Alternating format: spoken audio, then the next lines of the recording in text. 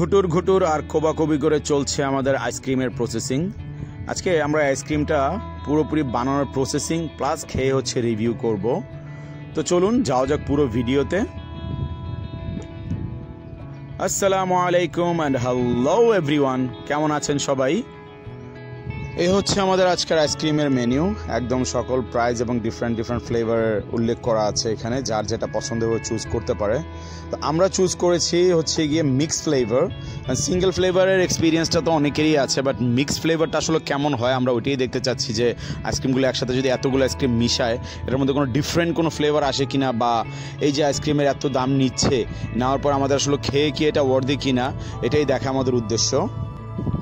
এখন আমি আছি আমাদের পছন্দের খুব একটি জায়গায়, যে জায়গাটা নিয়ে অতীতে অনেকগুলো ভিডিও করা হয়েছে, সেটা হচ্ছে পল্লী ফুড ভিলেজ, নবীনগর।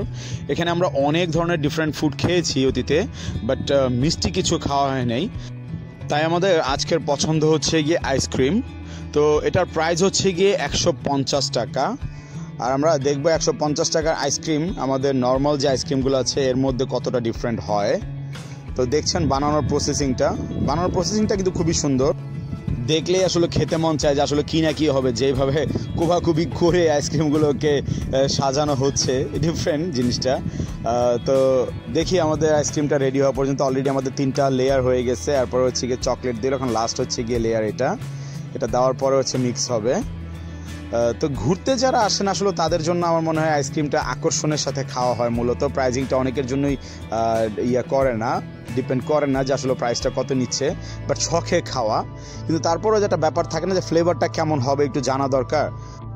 তো প্রস্তুত হয়ে গেছে অলমোস্ট আমাদের আইসক্রিম। এখন ভরা হচ্ছে কাপে, একদম সুন্দর করে কেটে দেখতেই পাচ্ছেন যে কেমন সুন্দর করে আসলে কাটা হয়। শেষ লেয়ারটা উঠে গেল, আমাদের কাপ রেডি। 150 টাকার কাপ, সাথে একটু চকলেট দিয়ে দেওয়া হচ্ছে উপরে, চকলেটের সিরাপটা, আর কিছু দিবে মনে হয় সাথে। এই হচ্ছে 2টো স্টিক দিয়ে দিল, আপনার চকলেট স্টিক। তারপর সাথে দিয়ে দিচ্ছি একটু চেরি পরে। বা দেখতে কিন্তু চমৎকার লাগছে, খুবই সুন্দর লাগতেছে দেখতে, মানে টাকা উসুলের মতোই দেখার লুকটা। তো চলেন এবার আসলে খেয়ে দেখি যে আসলে ফ্লেভারটা কেমন হয়। তো দেখি প্রথমে চকলেটের স্টিকটা খেয়ে দেখি কেমন। আসলে এটা কমন জিনিস, এটা দোকানেই নর্মালি পাওয়া যায়। এই জিনিসটা অনেকেই খাইছেন, নর্মাল জাস্ট চকলেট ওয়েফার, ওইরকমই ফ্লেভার, ওরকম আহামরি কিছুই না। এবার ফোকাস করি মেইন জিনিস আইসক্রিমে, দেখি আইসক্রিমের ফ্লেভারটা আসলে কেমন। দেখতে খুব ইয়ামি লাগতেছে, খাওয়ার পরে বোঝা যাবে। এই হচ্ছে আমাদের মিক্স লেয়ারটা, দেখতে পাচ্ছেন অনেকগুলা কালার একসাথে। জানি না ক্যামেরা বোঝা যাচ্ছে কি না, আইসের কারণে মুখ একবারে লড়াইতে কষ্ট হচ্ছে। ঠিক আছে, ফ্লেভারটা সুন্দর, মিক্স খারাপ না, মোটামুটি ভালোই। এ হচ্ছে একটু চেরি নিয়ে নিলাম সাথে, দেখে এটা দিয়ে কেমন লাগে। শুরুতে তো শুধু আইসক্রিম নিয়েছিলাম, ভালোই লাগছে, খাইতে খারাপ লাগতেছে না।